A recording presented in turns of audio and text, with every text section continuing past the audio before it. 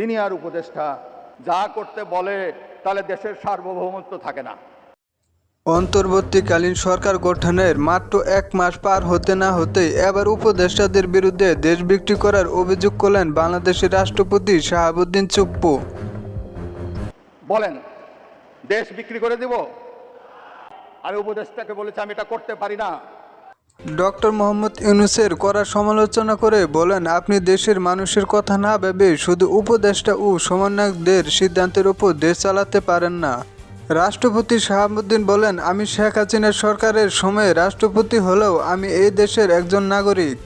উপদেষ্টারা আমাকে যা করতে বলে তা দেশ বিক্রি করার সমান। আমি একজন রাষ্ট্রপতি হয়ে দেশের জনগণের সাথে প্রতারণা করতে পারি না। প্রয়োজন হলে আমি নিজে পদত্যাগ করব, তবু এই দেশ বিক্রি করতে দিব না।